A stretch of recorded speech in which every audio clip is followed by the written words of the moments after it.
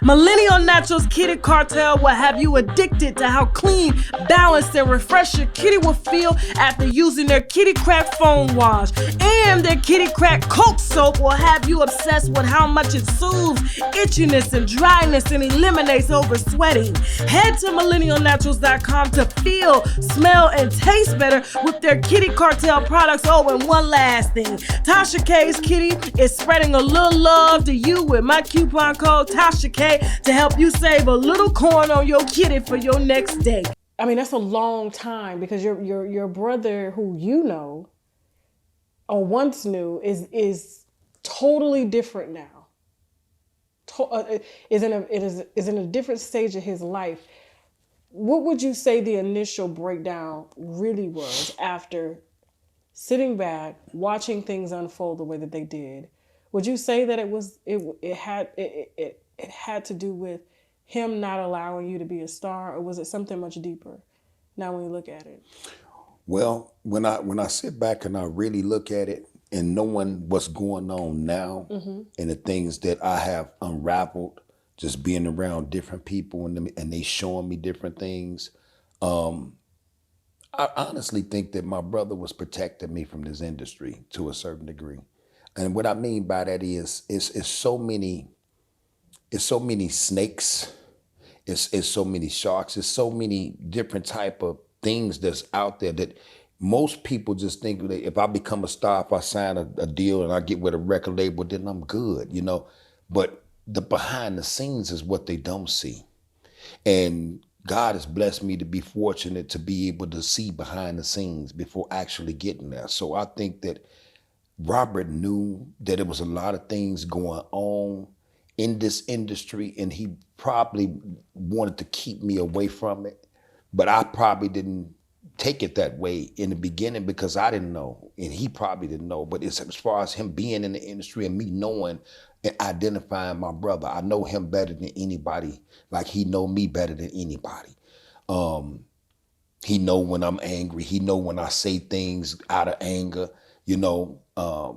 And I know when he say things or do things out of anger. That's we know each other that way, and that's something that the world would never understand. I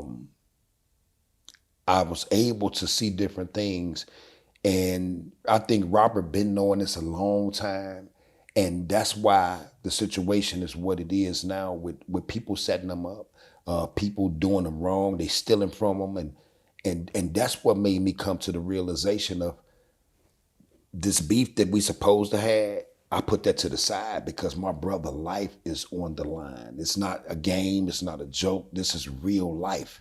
This is not a video game where we put a quarter in when we was kids and get 3 men. You only get 1.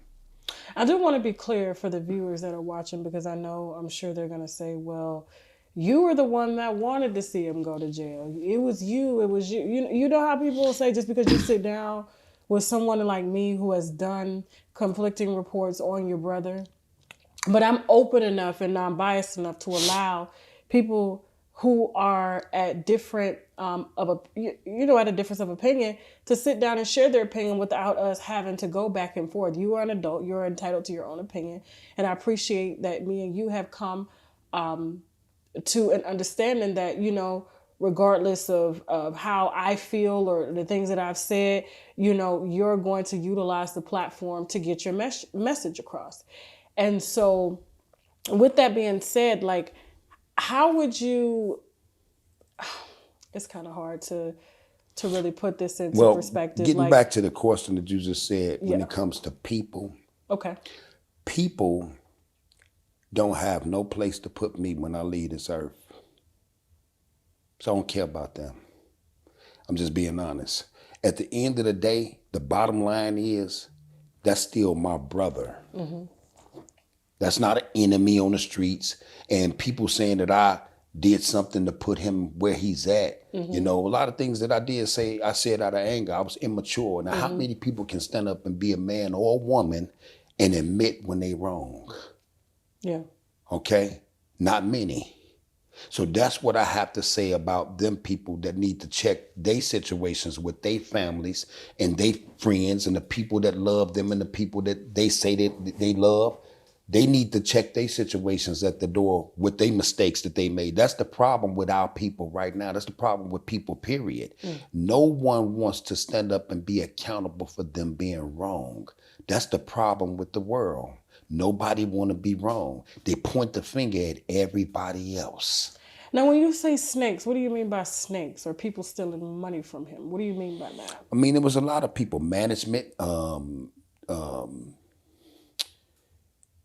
road managers, you know what I'm saying, business managers. A lot of people's just stealing money from him because, you know, Robert is not, he wasn't educated when it came to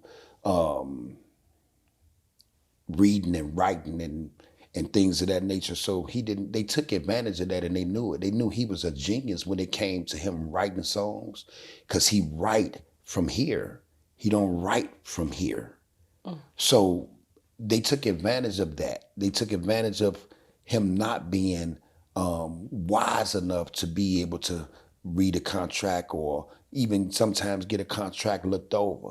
So a lot of people was taking care of their family, okay, while he didn't even know it. Now, how did you come to know all this information, being that you guys were estranged? Well, I mean, I seen it when I was out there on tour with him in 1996 Okay. to 2006. I seen it in the beginning on people telling him what he's supposed to get paid for a show. And I used to actually count the money and he put in the book bag. I used to count it for him. Okay. And a lot of money would sometimes be short. And I counted for him right in front of him after they gave it to him. So it ain't like I had it and then he got it later. We'll be there, but I accounted for him sometimes. And he'll say he's short $5,000 or he need to holler at these people. Or I seen it then.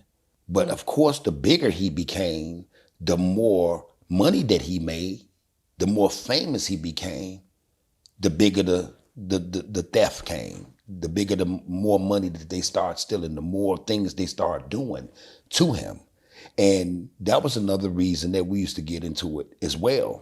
Because I used to tell him, you shouldn't trust these people, man. They stealing from you. They not being honest with you, you know, like Barry Hankerson, you know, that's family.